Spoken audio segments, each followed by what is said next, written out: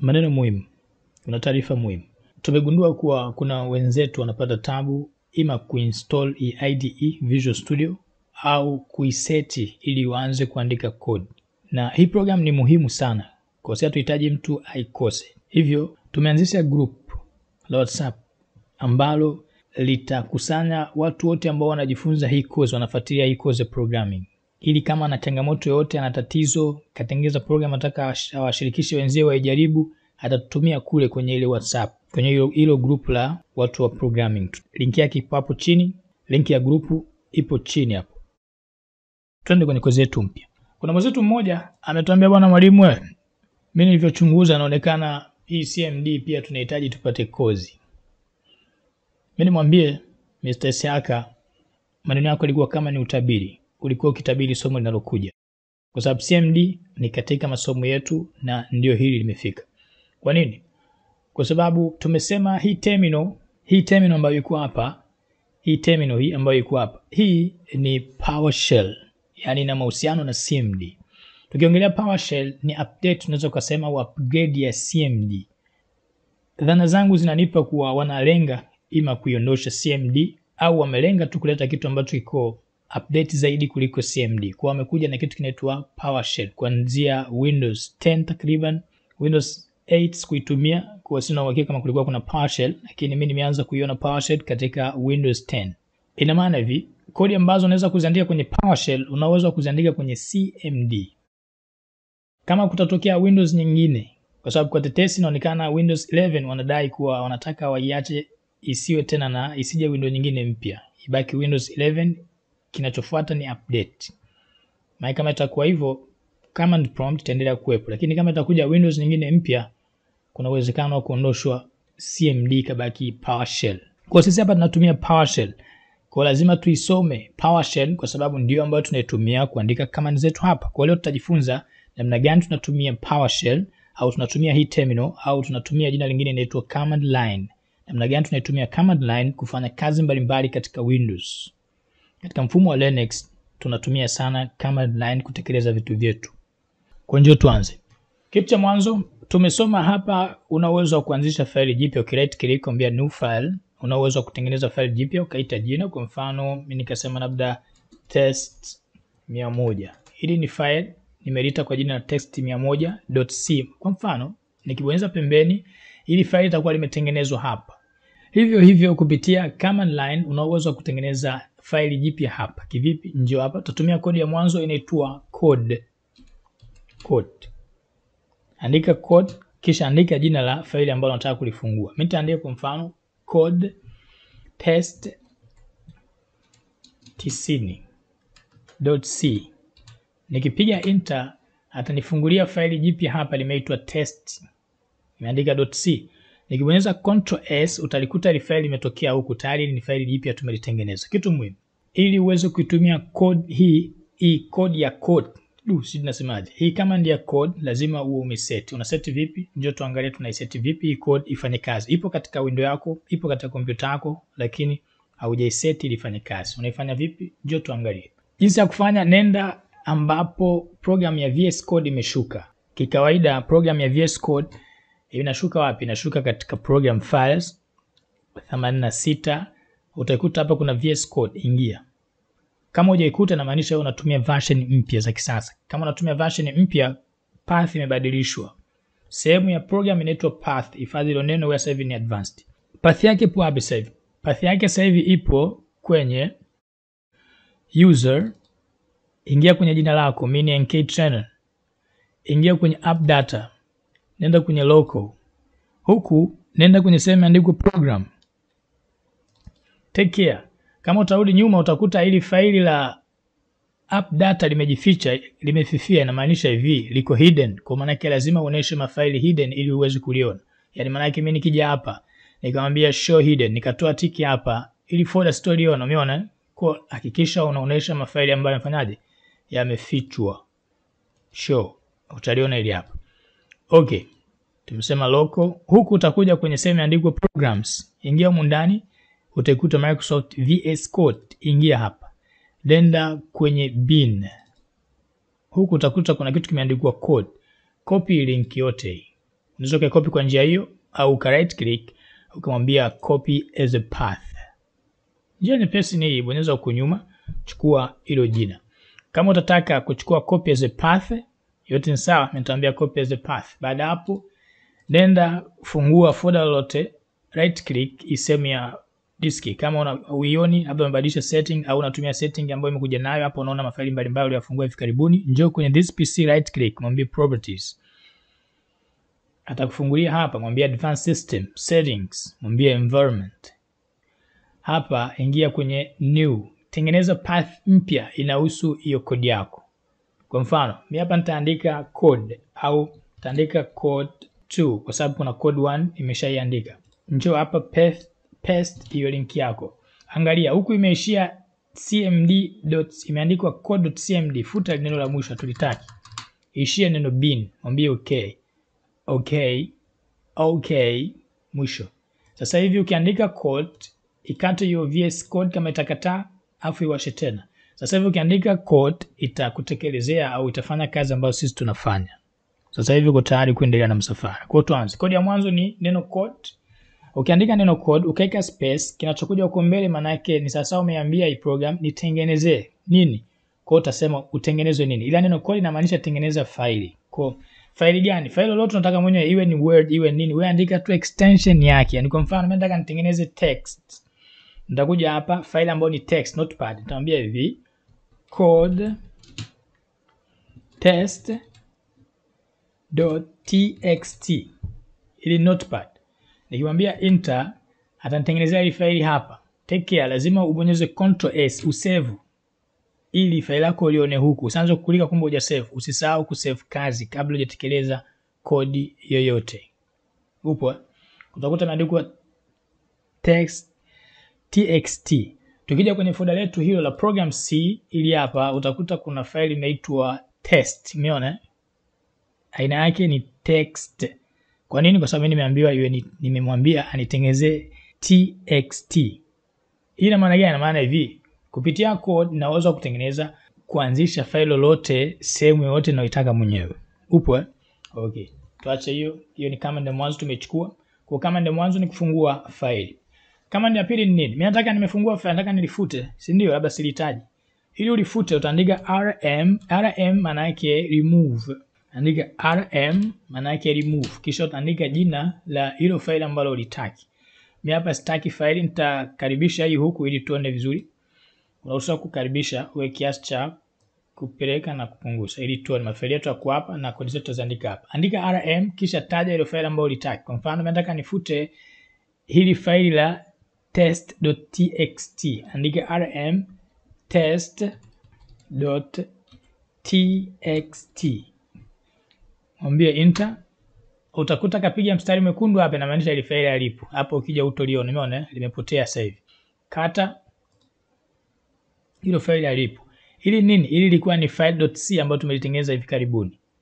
Kwa hiyo kama silitaki nitamwambia pia rm, inaonekana tujelekea hata extension. Rm hapa chini, rm test, pia enter. Hilo faili ataliondosha na lenyewe. Umeliona? Faili unapokuwa hujelekea extension linasoma kwa jina la file. Yaani kwenye kompyuta linaitwa file. Yaani mimi sasa nikibonyeza Ctrl Z kama atanirejeshea ile file ambayo nimelifuta hivi sasa utalikuta limeandikwa file kwa sababu halina extension.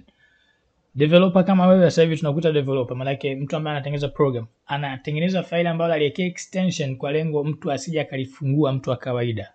Umenipata eh?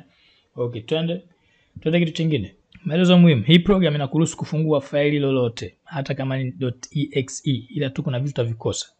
Okay, twende kitu kingine. Tumesoma kuanzisha, tumesoma kufuta. Nini kingine? Nataka nifungue folder, sitaki nifungue file, nataka nifungue folder. Njoo tuchukue kodi nyingine. Mimi nimefuta hapo ili tuanze tena. Nataka tutengeneze folder.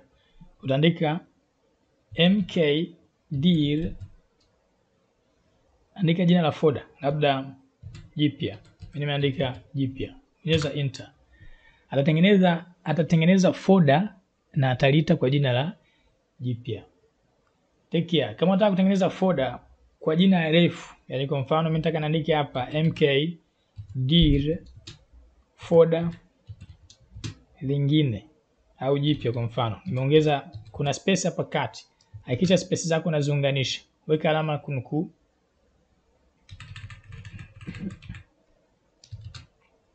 Kisha bonyeza enter.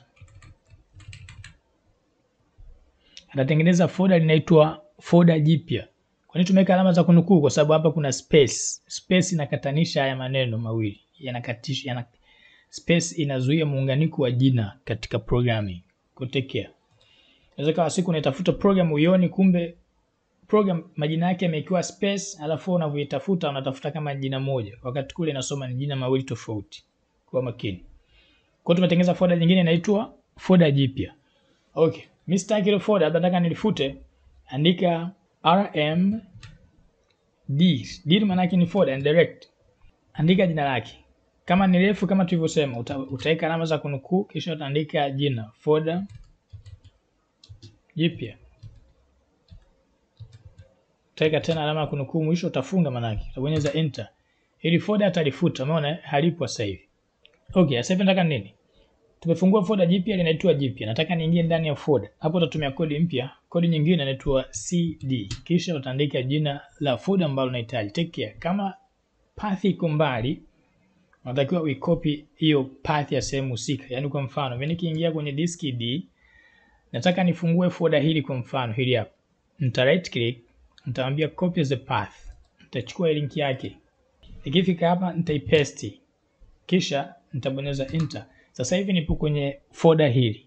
Nataka kudhibitisha. Andika ls. ls maana yake nionyeshe vitu ambavyo viko ndani. Bonyeza enter, atakwambia bwana humo ndani kuna sauti inaitwa record mic audio.wav na kuna nyingine hapa inaitwa audio sys audio.wav na nyingine ni mic.wav. Tuingie kwenye folder. Iko vile. Utakuta iko vile kama alivyosema. Kuna mafaili matatu, umeona? Kwa njia ya kufika mafaili mbalimbali. Angalia hapa unaingia kwenye mafolder bila hata muhusika kujua kama unaingia. Kwa unaweza kufuta chochote katika hivi vilivyokuwa hapa bila yeye kujua vile vile. Na ndio maana utakuta watu wengi au sijui wanaojifunza hacking wanatumia nini? Linux, mfumo wa Linux, kwa sababu anaweza kufanya mambo yake, anaweza kufanya mambo yake bila wewe kustuka au kujua nini kinachoendelea.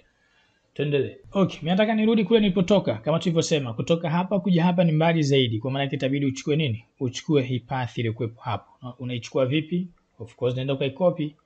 Nenda kuja hapa. Hapa uruhusi kucopy. Kwa maana yake njoo kwenye folder lako. Folder letu sisi lipo kwenye desktop linaitwa program C. Right click, mwambie copy as a path. Njoo hapa, mwambie cd paste enter. Sasa hivi sisi tupo kwenye folder la nini? Hili hapa ambapo kuna vitu vyetu. Okay. Njoo tuingie kwenye folder liko hapa. Kama folder liko karibu ni kiasi cha kuandika tu cd kisha andika jina lake. Hili ni jipya. Maana sasa hivi nimeingia kwenye folder inaitwa nini? Linaitwa jipya. Nataka nitengeneze folder lingine ndani ya jipya, andika kama kawaida. Andika mkdir, taandika lugha C. Tuite lugha peke yake. Nimeandika mkdir lugha. Nitabonyeza enter. Atanifungulia folder ndani ya folder. Mimi sasa hivi ndani ya folder la jipya, ndani ya folder jipya nimetengeneza nini? Folder lingine. Nataka niingie ndani ya folder lingine. Hapa nilipo nataka nione kwanza ile folder, mwambie ls. Maana yake inaonyesha vitu ambavyo viko ndani ya folder ile la jipya.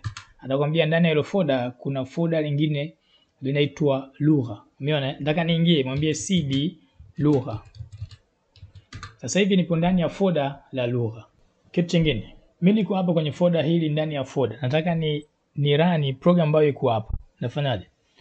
Kama unakumbuka tulisema ili kurun program ambayo ipo hapa inamaanisha nini? Ipo kwenye folder ambayo wewe umelifungua. Utabonyeza nukta kisha utaweka mstari mmoja. Huo mstari hiyo slash. Kisha utaandika program unayoitaka. Lakini kwa vile faili hili liko mbali, kurejea nyuma ya faili utaweka nukta mbili kisha utaweka mstari. Hapa sasa hivi maana yake ni hivi, ndipo kwenye folder hili. Huyu arejee nyuma ila tu ana uwezo wa kurani kitu ambacho kipo kwenye folder. Yaani hapa sasa hivi utaki kurejea nyuma, no. Upo kwenye folder hili la lugha, lakini ukiwa hapa unataka urani program ambayo ipo kwenye program C. Kwa hiyo utafanya hivyo. Inatokea vipi? Inawezekana ikawa upo kwenye folder la disk, upo kwenye disk D, lakini unataka kurani program ipo katika program files, utafanyaje? Kwa hiyo utaenda kwa njia hizo. Okay, kwa sasa hivi hapa tumefanyaje? Tumefika kwenye folder la jipya. Nataka nitoke hapa nije hapa. Maana yake nitaandika tena nukta mbili kisha nitaweka mstari. Sasa hivi hapa nipo kwenye folder la program C. Pia kama nataka nije kwenye desktop nitafanya hivyo hivyo.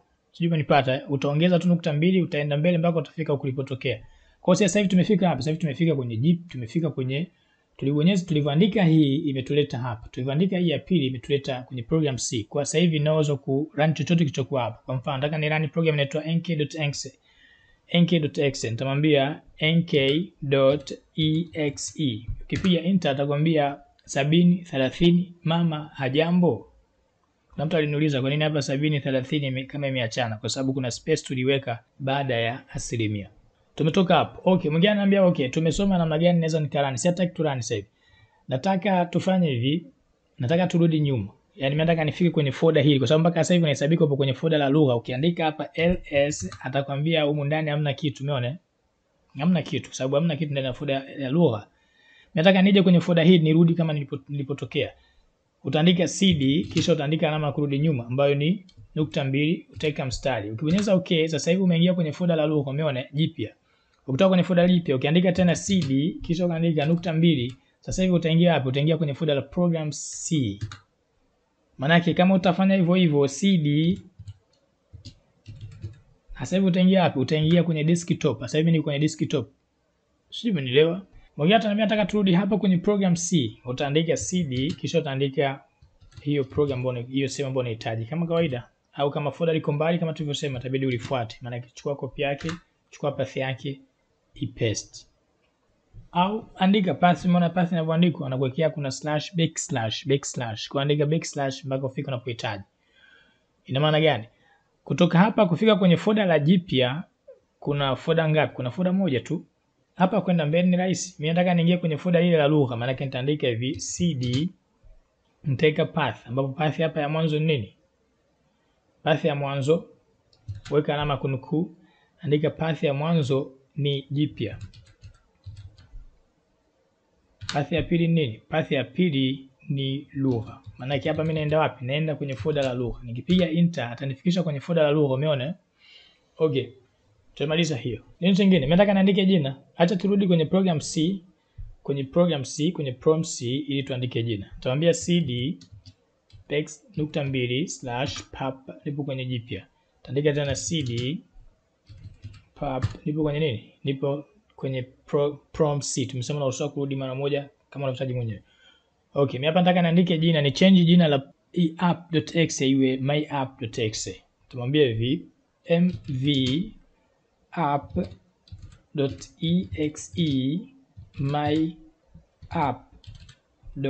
myapp.exe. Piga enter. Utakuta jina limechange, imekuwa nini? myapp.exe. Upo? Mwingine ananiambia sasa kuplay na play vipi? Hapa hamna kitu cha kuplay, lakini tumesoma ili uplay kitu maana yake utaandika nukta alafu utataja iko kitu ambacho unataka kukiplay.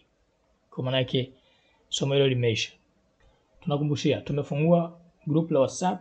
Watu wote ambao wana lengo la kujua au kujifunza programming wa control tujiunge kule. Ili kama una shida yoyote tuandikie kule, kwa sababu programming ni kozi ngumu kidogo. Unapata changamoto mwanzoni unaweza ukaamua kususa. Hatutaki mtu asuse, tunataka tuwe timu moja, huenda baada tukifanya kitu chenye maana. Thank you. Computer training, be more than a professional.